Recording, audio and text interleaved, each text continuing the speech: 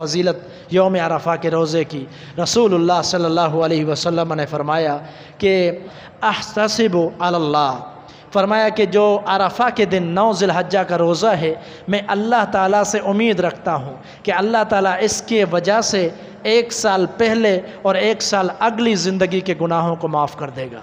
सही मुस्लिम की हदीस है।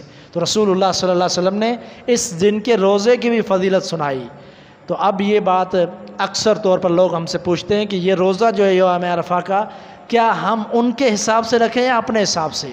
एक तो यौम अरफा 9 ज़िलहज्जा को होता है, जो हाजी वहाँ पर होते हैं, जो सऊदी में 9 तारीख होती है, वहाँ हाजी अरफात के मैदान में बैठे होते हैं। और एक जो है हमारे इलाके में 9 होती है, या तो वो पहले होती है या तो बाद में होती है, आगे पीछे होती है। तो इसका मकसद हरगिज़ ये नहीं है कि आप सऊदी के हिसाब से रोज़ा रखें, ये हरगिज़ मकसद नहीं है। मकसद क्या है? मकसद ये है कि 9 ज़िलहज्जा को रोज़ा रखना है। इसकी आसान सी बात मैं समझाने लगा हूँ, गौर करना। सबसे पहली बात यह है कि आज से 100 साल आप पीछे चले जाएं।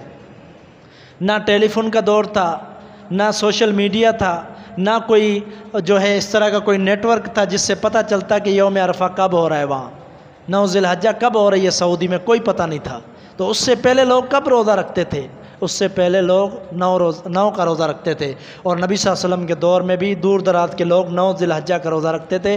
दूसरी बात यह है कि इस हवाले से शरीयत ने हर मामले में कुछ कवायद और कानून रखे हैं। रोज़े के भी कुछ कवायद और कानून हैं। उन कवायद और कानून में से ये है कि हदीस के अल्फाज हैं, सोमो लिरुयतिही व अफ्तिरू लिरुयतिही। अगर रोज़ा रखना है तो चाँद के एतबार से, चाँद देखो रोज़ा रखो, और चाँद देखो ईद का, रोज़े ख़त्म रमज़ान के। तो रोज़े का ताल्लुक़ तारीख़ के साथ है, इस्लामी तवारीख़ के साथ है। और फिर दूसरी बात यह है कि जहाँ चाँद का एतबार होता है उसी इलाके का उसी से ताल्लुक़ होगा। मसलन आपके यहाँ अगर रमज़ान शुरू हो जाता है तो बहुत सारे ममालिक ऐसे होते हैं वहाँ रमज़ान शुरू नहीं होता। तो ज़रूरी नहीं है कि उनको पता चले कि पाकिस्तान में रमज़ान हो गया वो भी रोज़े शुरू कर दे, ऐसा नहीं है।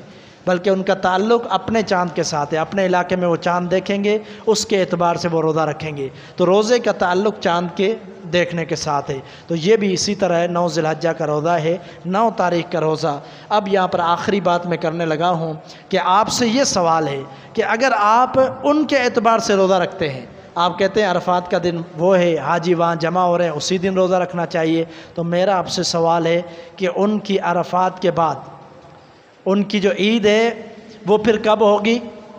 अगले दिन ईद होगी। और हमारे यहाँ वो 8 तारीख को होगा अरफा, जो वहाँ 9 तारीख होगी, हमारे यहाँ 8 तारीख होगी। तो जब आप 8 तारीख का रोज़ा रख रहे हो तो फिर आप 9 तारीख की ईद करो, क्यों ईद नहीं करते? सऊदी में तो ईद हो रही है। भाई आपने अरफा का रोज़ा उनके हिसाब से रखा, आपके पास 8 ज़िलहज्जा थी, आपने रोज़ा रख लिया, भाई वहाँ पे अरफा का दिन है, फिर अगले दिन ईद क्यों नहीं करते?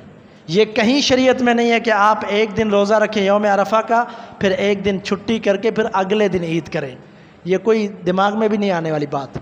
तो इसलिए जो है शरीयत का जो मामला है वो यही है कि आपने रोज़े को इस्लामी तारीख़ के मुताबिक रखना है। तो इस्लामी तारीख़ 9 अरफा यहाँ पर जो होगी वो बुध को होगी इंशाअल्लाह। तो उस दिन रोज़ा रखें। अल्लाह ताला 2 साल के गुनाह माफ़ करता है। अल्लाह ताला मुझे और आपको अमल की तौफ़ीक़ अता फ़रमाए। वमा तौफ़ीक़ इल्ला बिल्लाह।